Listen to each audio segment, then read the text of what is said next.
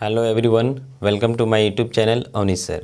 आज हम लोग इस वीडियो में देखने वाले हैं होमोजेनियस सिस्टम ऑफ इक्वेशंस। जैसे कि पता है आपको कि अभी हम लोग के चैप्टर में चल रहा है तो लीनियर इक्वेशंस इन टू वेरिएबल्स, जो कि क्लास 10th का चैप्टर है। तो इसमें हम लोग आज जो देखने वाले हैं होमोजेनियस सिस्टम ऑफ इक्वेशंस। यानी सबसे पहले देखते हैं कि होमोजेनियस सिस्टम ऑफ इक्वेशन होता क्या है। आपको हम पहले बताए थे कि ये सिस्टम ऑफ लीनियर इक्वेशंस क्या होता है, यानी कि साइमल्टेनियस लीनियर इक्वेशन। तो आप बताए थे कि अगर कोई दो इक्वेशन जो है इस फॉर्मेट में है, पहला a1x plus b1y plus c1 equal to 0 and दूसरा जो है a2x plus b2y plus c2 equal to 0। वहाँ कंडीशन दिया गया था कि a1 b1 c1 जो है रियल नंबर हो, but a1 not equal to 0, b1 भी नॉट इक्वल टू 0। फिर दिया गया था a2 b2 c2 जो है रियल नंबर हो, but a2 not equal to 0, b2 not equal to 0। फिर आपको पता है कि x का कोफिशिएंट यहाँ पे a1 है, y का कोफिशिएंट b1 है, कांस्टेंट टर्म c1 है। यहाँ x का कोफिशिएंट a2 है, y का कोफिशिएंट b2 है और कांस्टेंट टर्म क्या है, c2 है। ठीक है, तो ये दोनों को एक साथ हम बोलते हैं system of linear equations in two variables. अभी जो हम बात करने वाले हैं, किसका बात करने वाले हैं, तो होमोजेनियस सिस्टम ऑफ इक्वेशंस का। तो देखिए इसमें क्या होता है, इसमें सबसे पहले दिया गया है कि the system of equations a1x plus b1y equal 0। यानी इन दोनों में क्या चेंजिंग दिख रहा है कि यहाँ c1 है, यानी कि यहाँ कांस्टेंट टर्म है, बट यहाँ कोई कांस्टेंट टर्म नहीं है। यानी यहाँ पे सिर्फ x का कोफिशिएंट है, y का कोफिशिएंट है, कोई भी कांस्टेंट टर्म प्रेजेंट नहीं होना चाहिए। And a2x plus b2y equal to 0 same यहाँ भी है, यहाँ भी x का कोफिशिएंट है, y का कोफिशिएंट है, बट कोई कांस्टेंट टर्म यहाँ पे अवेलेबल जीरो के अलावा, अगर जीरो तो सोच सकते हैं तो जीरो से तो कुछ होगा नहीं, यानी एक्चुअल में कोई कांस्टेंट यहाँ दिख नहीं रहा है। ठीक है, तो इस फॉर्म में दोनों इक्वेशन होना चाहिए, पहला a1x plus b1y equal to 0 and दूसरा a2x plus b2y equal to 0। अगर इस फॉर्म में कोई है तो उसको हम क्या बोलेंगे, तो होमोजेनियस सिस्टम ऑफ इक्वेशन बोलेंगे। यानी होमोजेनियस सिस्टम ऑफ इक्वेशन का मतलब कि a1x plus b1y plus a1x plus b1y equal to 0 and a2x plus b2y equal to 0, इस फॉर्म में अगर कोई इक्वेशन है तो उसको बोलेंगे होमोजेनियस सिस्टम ऑफ इक्वेशंस। अब बात करते हैं सॉल्यूशन के बारे में। तो जैसा कि आपको पहले भी बताया गया था कि ये सिस्टम ऑफ लीनियर इक्वेशन में सॉल्यूशन के बारे में बात किया गया था, तो वहाँ क्या कंडीशन बताया गया था। सबसे पहला ही कंडीशन था कि a1/a2 नॉट इक्वल b1/b2। तो उस केस में आपको लाइन जो बनता है, कैसा लाइन बनता है, तो इंटरसेक्टिंग लाइन बनता है। और सॉल्यूशन के बारे में बात करें तो सॉल्यूशन आपको कैसा मिलता है, तो यूनिक सॉल्यूशन मिलता है। फिर दूसरा कंडीशन आपको बताया गया था कि a1/a2 इक्वल है b1/b2 इक्वल है c1/c2 के। तो उस केस में कोइंसिडेंट लाइन बनता था, और जब कोइंसिडेंट लाइन बनता था तो सॉल्यूशन कितना मिलता था, तो इनफाइनाइट नंबर ऑफ सॉल्यूशन मिलता था। और थर्ड कंडीशन क्या था कि a1/a2 इक्वल b1/b2 और आगे नॉट इक्वल c1/c2। और इस केस में आपका जो लाइन बनता था पैरेलल लाइन बनता था, यानी यहाँ पे कोई सॉल्यूशन मिलने वाला नहीं था। यानी हम क्या लिखते थे, यहाँ पे नो सॉल्यूशन लिखते थे। फिर आपको हम कंसिस्टेंट एंड इनकंसिस्टेंट के बारे में भी पीछे बता चुके हैं। तो कंसिस्टेंट में क्या बताया कि एटलीस्ट वन सॉल्यूशन होना चाहिए, और इनकंसिस्टेंट में नो सॉल्यूशन होना चाहिए। तो यहाँ पे देख रहे हैं यूनिक सॉल्यूशन, यानी कि एक सॉल्यूशन है तो इसको भी कंसिस्टेंट बोलते हैं। या इनफाइनाइट सॉल्यूशन, यानी एक से तो ज़्यादा सॉल्यूशन है, कंसिस्टेंट को कम से कम एक चाहिए, तो ये भी कंसिस्टेंट में आता है। यहाँ पे कोई सॉल्यूशन नहीं है, यानी किस में आता है, तो इनकंसिस्टेंट में आता है। अब जब हम बात करते हैं होमोजेनियस सिस्टम ऑफ इक्वेशंस का, तो इसमें भी सॉल्यूशन होता है। तो इसके सॉल्यूशन के लिए क्या कंडीशन है उसके बारे में बात करते हैं। तो सबसे पहला कंडीशन है कि the zero solution x equal to 0 and y equal to 0 when a1/a2 is not equal to b1/b2। यानी बोल रहा है कि जब a1/a2 जो है b1/b2 के इक्वल नहीं आता, तो उस केस में इस होमोजेनियस सिस्टम ऑफ इक्वेशन के पास कैसा सॉल्यूशन होगा, तो जीरो सॉल्यूशन होगा। जीरो सॉल्यूशन का आने का मतलब कि x का वैल्यू भी जीरो होगा और y का वैल्यू भी जीरो होगा। देखिए आपको हम एक्सप्लेन करके बता रहे हैं। यहाँ पे कंडीशन है कि a1/a2 क्या होना चाहिए, तो नॉट इक्वल b1/b2 होना चाहिए।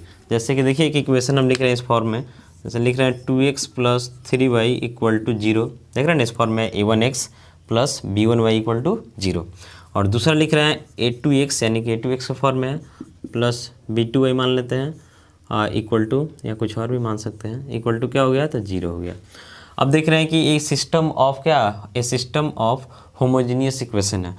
यानी होमोजेनियस सिस्टम ऑफ इक्वेशन है। अब इसको अगर आप सॉल्व करने का प्रयास करेंगे, यानी इसको आप सॉल्व करेंगे तो इसके पास जो सोल्यूशन आएगा कैसा सोल्यूशन होगा, जीरो सोल्यूशन होगा। यानी एक्स का वैल्यू भी जीरो होगा, वाई का वैल्यू भी जीरो होगा। जैसे मान लेते हैं सॉल्व करना चाहते हैं, तो आपको बताए थे हम एलिमिनेशन मेथड में कैसे सॉल्व करते हैं। तो यहाँ 3 से मल्टीप्लाई कीजिएगा तो 6x इक्वेशन फर्स्ट में प्लस 9y इक्वल टू 0 हो जाएगा, और इसमें 2 से मल्टीप्लाई कर देते हैं तो 6x plus 8y equal to 0 से तो इधर मल्टीप्लाई का 0, साइन बदलते हैं हम तो यहाँ माइनस माइनस, यहाँ तो क्या साइन डालेंगे, 0 है, कटेगा। 9y में से 8y घटा लीजिएगा तो y इक्वल टू क्या आ गया, तो 0 आ गया। अब y इक्वल टू 0 किसी भी एक इक्वेशन में पुट कीजिएगा तो आपको क्या मिल जाएगा, तो x इक्वल टू भी 0 मिल जाएगा। यानी होमोजीनियस सिस्टम ऑफ इक्वेशन आप लिख रहे हैं, तो लिखने के बाद इस बात को ध्यान रखना है कि a1/a2 नॉट इक्वल हो b1/b2 के। तो उस केस में अगर आप उसको सॉल्व करते भी हैं तो x का वैल्यू भी 0 मिलेगा, y का वैल्यू भी 0 मिलेगा, तो आपको सॉल्व करने की ज़रूरत नहीं है। यानी अगर आपको ऐसा दिख जाता है कि हाँ इस फॉर्म में जो है इक्वेशन, और उसके बाद ये दिख रहा है कि a1/a2 नॉट इक्वल है b1/b2 के, तो आप डायरेक्ट लिख सकते हैं कि इसके पास 0 सोल्यूशन होगा। 0 सोल्यूशन का मतलब कि x का वैल्यू भी 0 होगा, y का वैल्यू भी 0 होगा। ठीक है, अब आते हैं सेकेंड नंबर में। तो सेकेंड में क्या बोल रहा है कि an infinite number of non zero solutions when a1/a2 is equal to b1/b2। यानी जब a1/a2 जो है किसके इक्वल हो जाता है, b1/b2 के इक्वल हो जाता है। जैसे ऐसा समझिए कि 2x plus 3y equal to 0, और एक और है 4x plus 6y equal to 0। अब यहाँ a1/a2 निकालिएगा तो a1/a2 आपका कितना हो जाएगा, तो 2/4 कटेगा तो 1/2। b1/b2 निकालिएगा तो 3/6 कटेगा, क्या आएगा, तो 1/2 आएगा। यहाँ दिख रहा है कि a1/a2 किसके इक्वल है, तो b1/b2 के। तो जब इक्वल होगा तो उस केस में जब ग्राफ बनेगा ना, तो ग्राफ आपका कोइंसिडेंट लाइन बनेगा। जब कोइंसिडेंट लाइन बनेगा तो देख रहे हैं कि कॉमन पॉइंट इनफाइनाइट मिलेगा, इसलिए वहाँ पे लिखा जाता है कि infinite number of non zero solution मिलेगा, यानी जीरो को छोड़ करके मिलेगा। ठीक है, तो देख लिए कि होमोजेनियस सिस्टम ऑफ इक्वेशन में 2 ही केस होता है। पहला केस कि a1/a2 नॉट इक्वल है b1/b2 के, तो उस केस में 0 सोल्यूशन मिलेगा, यानी कि x का वैल्यू भी 0 मिलेगा, y का वैल्यू भी 0 मिलेगा। और जब a1/a2 इक्वल है b1/b2 के, तो उस केस में आपको infinite number of non zero solution मिलेगा। इन दोनों बात को आपको ध्यान रखना है। अब देखिए, जहाँ तक बात करते हैं होमोजीनियस में, तो आप देख लिए कि 2 ही केस है। यहाँ पे जो आपका नो सॉल्यूशन का जो केस होता है, नो सॉल्यूशन का केस नहीं है। नो सॉल्यूशन का केस क्यों नहीं है, अगर इसके पीछे आप कारण जानना चाहते हैं तो देख लीजिए।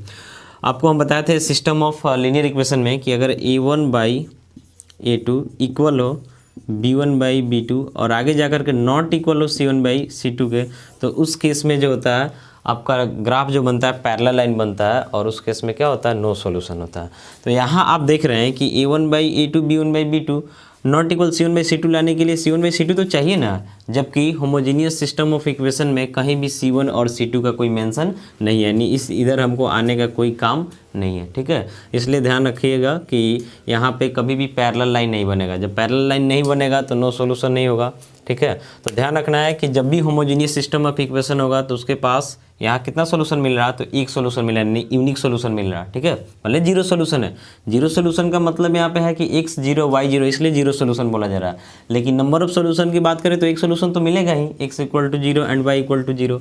और यहाँ पे बात करते हैं तो इनफाइनाइट नंबर ऑफ सोल्यूशन मिल रहा है। यानी होमोजीनियस सिस्टम ऑफ इक्वेशन में या तो आपको यूनिक सोल्यूशन मिलेगा या फिर इनफाइनाइट नंबर ऑफ सोल्यूशन मिलेगा। नो सोल्यूशन कभी भी मिलने वाला नहीं है। इस बात को आपको हमेशा ध्यान रखना है, कहीं ऑब्जेक्टिव में भी क्वेश्चन पूछ सकता है। ठीक है, अब जब हम बात करते हैं कंसिस्टेंट एंड इनकंसिस्टेंट पे, तो कंसिस्टेंट में आपको पता है कि एटलीस्ट 1 सोल्यूशन होना चाहिए, और इनकंसिस्टेंट में नो सोल्यूशन होना चाहिए। तो होमोजीनियस सिस्टम ऑफ इक्वेशन में आप देख रहे हैं कि या तो कम से कम इसके पास एक सोल्यूशन है, यानी कि यूनिक सोल्यूशन है, और नहीं तो इनफाइनाइट नंबर ऑफ सोल्यूशन है। यानी यहाँ भी कंसिस्टेंट दिख रहा है, यहाँ भी कंसिस्टेंट दिख रहा है, यानी इनकंसिस्टेंट का इसमें कोई चर्चा नहीं है। तो आपको ध्यान रखना है कि होमोजीनियस सिस्टम ऑफ इक्वेशन जो होता है ये ऑलवेज क्या होता है, तो कंसिस्टेंट होता है। यानी एक नोट में हम इसको लिख दे रहे हैं, नोट में the homogeneous system of equations is always consistent. कारण समझ गए, इसके पास हमेशा या तो एक सॉल्यूशन होगा या फिर इनफाइनाइट सॉल्यूशन होगा, इसीलिए होमोजेनियस सिस्टम ऑफ इक्वेशन को हम ऑलवेज क्या बोलते हैं, तो कंसिस्टेंट बोलते हैं, यानी इसमें इनकंसिस्टेंट कभी भी नहीं आएगा। अब एक छोटा सा क्वेश्चन आपको दिया गया है, एग्ज़ाम में ऐसा क्वेश्चन जनरली आता है। इस क्वेश्चन को देखिए, काफ़ी आसान है। क्वेश्चन दिया गया कि find the value of k for which the system of equations 5x minus 3y equal to 0, 2x plus ky equal to 0 has a non zero solution. तो आपको ये दोनों बात को ध्यान रखना है कि जब जीरो सोल्यूशन बोला जा रहा है तो याद रखना है कि a1/a2 नॉट इक्वल b1/b2, और जब आपको नॉन जीरो सोल्यूशन बोला जा रहा है तो आपको ध्यान रखना है कि a1/a2 इक्वल b1/b2। तो देखिए इसी बात पे चलते हैं। सबसे पहले सोल्यूशन में लिखेंगे, यहाँ पे आपको दिख गया कि कैसा सिस्टम ऑफ इक्वेशन है, तो होमोजीनियस। आपको ध्यान रखना है कि एग्जाम में हो सकता है कि होमोजीनियस सिस्टम ऑफ इक्वेशन ना लिखे, तो आपको देख करके पहचानना होगा कि हाँ होमोजीनियस है। यहाँ भी कोई कांस्टेंट नहीं है, यहाँ भी कोई कांस्टेंट नहीं है, यानी a1x plus b1y equal to 0, a2x plus b2y equal to 0 के फॉर्म में है, यानी कि होमोजीनियस सिस्टम ऑफ इक्वेशन है। कोई जरूरी नहीं है कि एग्जाम में लिखेगा होमोजीनियस, आपको खुद से ध्यान रखना होगा। तो लिखेंगे यहाँ पे सबसे पहले given homogeneous system of equations. क्या दिया हुआ, तो दिया हुआ 5x minus 3y equal to 0 and 2x plus ky equal to 0। अब देखिए यहाँ से x का कोफिशिएंट यानी कि a1 हो जाएगा जो कि 5 है, यहाँ y का कोफिशिएंट -3 यानी b1 क्या हो जाएगा, तो -3 हो जाएगा। फिर यहाँ से बात करते हैं, सॉरी c1 तो इसमें है नहीं, a2 के बात करते हैं तो x का कोफिशिएंट 2, और b2 का बात करते हैं तो y का कोफिशिएंट k हो जाएगा। अब लिखेंगे फॉर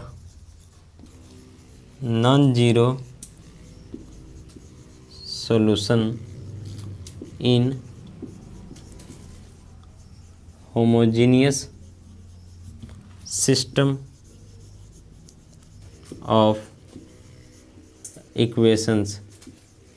ठीक है, यानी लिखेंगे for non zero solutions in homogeneous system of equations. इसके लिए कंडीशन आपको पता है क्या होता है कि a1/a2 इक्वल होता है b1/b2 के। तो अब यहाँ पे हम वैल्यू पुट करते हैं, तो a1 का जो वैल्यू है कितना है, तो 5 है, a2 का वैल्यू कितना है, तो 2 है, b1 का वैल्यू कितना है, तो -3 है, और b2 का वैल्यू क्या है, तो k है। अब क्रॉस मल्टीप्लाई कर दीजिएगा तो यहाँ से हो जाएगा 5k इक्वल टू 2 से -3 मल्टीप्लाई होगा तो -6, यानी k इक्वल टू मिला -6/5।